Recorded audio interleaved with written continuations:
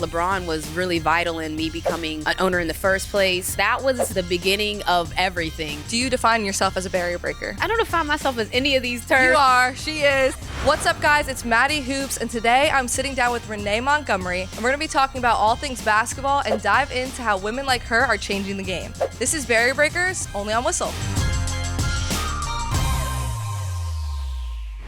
All right, so today I'm sitting down with a two-time WNBA champion, 11-year WNBA vet, activist, sports broadcaster, and VP and partial owner of the Atlanta Dream. Renee Montgomery, welcome to the show. Let's go. Let's do this. That was pretty good, right? Come on. Listen, you got the hard part out the way. Now we can vibe. This first segment is called Real Talk. Walk me through each stage of your basketball journey and give me a lesson that you learned from each stage. The first thing I learned was work ethic. I started out not playing, so I was sitting on the bench cheering my squad on. I'm like, how can I get in the game? So I realized that defense was my way to get in because my skill set wasn't all there yet. But then I started to just put in crazy work and I saw results. Then we're going to skip to high school. Consistency ended up being the thing because college coaches are coming to our games. You got to be consistent every night because you don't know who's going to be sitting on the sidelines that might see you for the first time. Then when I got to UConn, I think the lesson would be how you do anything is how you do everything. Coach R.M. would talk to us about being a student athlete. He was kind of like, you can't be doing terrible in class and then come here and think you're going to be just this All-American. And then in the pros, this is your job, baby, would be the lesson. You got a job to do, whether you're happy, whatever's going on in your life. What's the first thing that inspired you to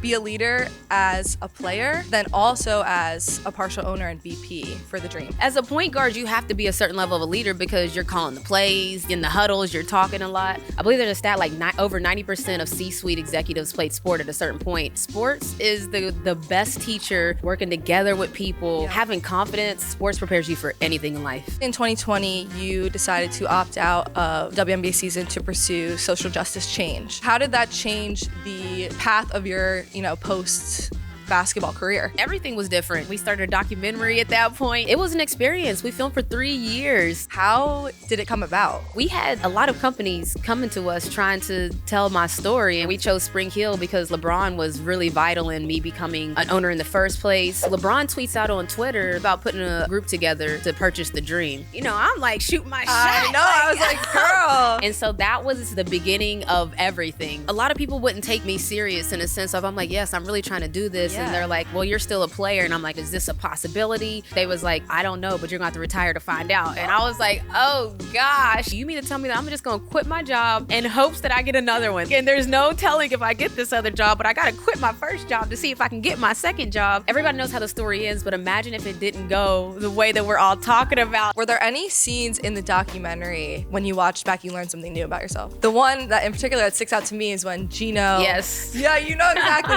When he was like, I just had a hunch for Renee. I thought she was the best player. And you were like, if I would have known that when I was 18 years old, I would have had the biggest head. I didn't go to any of the interviews. So as I watched the documentary, I'm literally watching what everybody's saying in a sense of even my Snook. Like, I got to show Snook, which is my mom, in case you don't know, like her whole mission in life was to make sure that my story was understood and heard. That's how we have all of that archival footage, never before seen footage in the documentary. And when I say never before seen, it's like, I haven't even seen it. You kind of remember it, but then when you watch it back, it was crazy to see. The foundation that your parents kind of instilled in you, it shows that they were so incredibly proud of you and wanted the best for you. My Diddy played football in college, so he was already an athlete that understood that work ethic. And so he literally told me when I first started playing, like, listen, I'm not gonna want it more than you, so you're gonna have to prove to me that you want it. It was a process of showing him that, like, I'm serious about this. Imagine as an adult sending 8,000 to 10,000 per summer in AAU trips. They're getting extra jobs. This whole documentary is kind of like a thank you to everybody that was a part of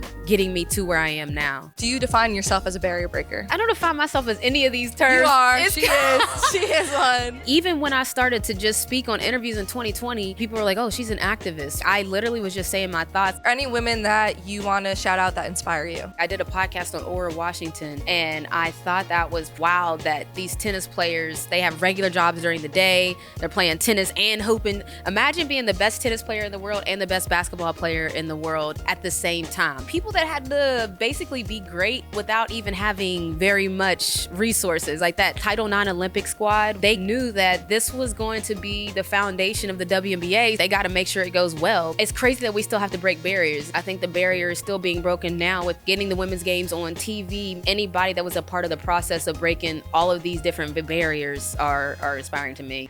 This section is going to be rapid fire questions. All right. The fun part is I'm going to have you make a little friendship bracelet. So I have mine on today. Love it. This one says see the good. Oh, nice. Okay, I was going to say, where are the goods, baby? Yes. Oh my gosh, this Thank is you, a Trea. real First question.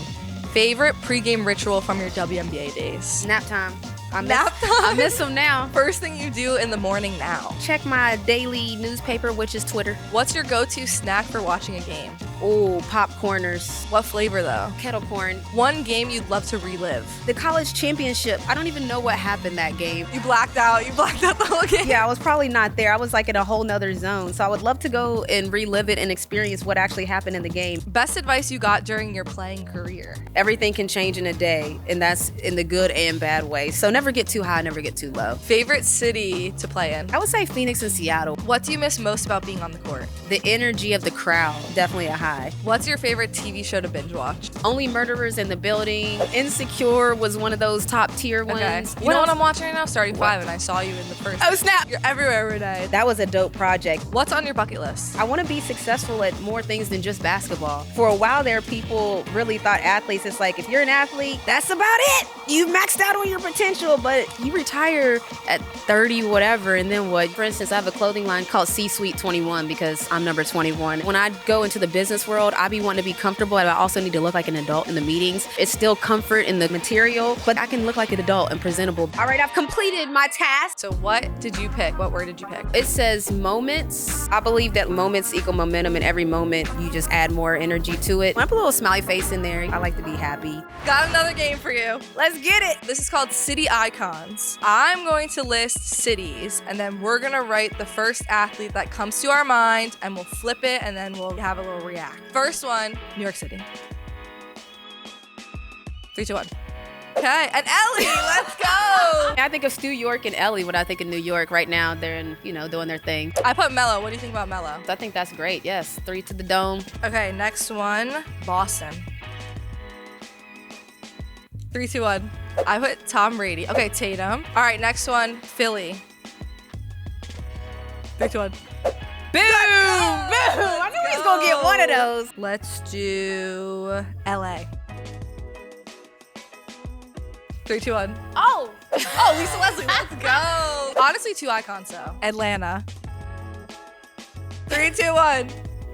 Yeah. I just had to shop through the whole squad, When I hear Atlanta, I think of Renee. Well, thank you so much for coming on. I appreciate it, Maddie. Is there anything you want to plug or what's next for you? Just the documentary. It's on Roku. It was 3 years of my life. So please give me 1 hour and 44 minutes, which by the way, 144, that's how long the film runs. And you know the significance of 144. So it's kind of like a full circle moment. Oh, that's beautiful. I didn't even put that together. I appreciate y'all. Shouts to Whistle. Shouts to you guys. I appreciate you guys. Breaking barriers, baby. All right, so that's a wrap. Thank you so much, Renee, for coming on. For more content like this, please like, share, and subscribe. Only on Whistle.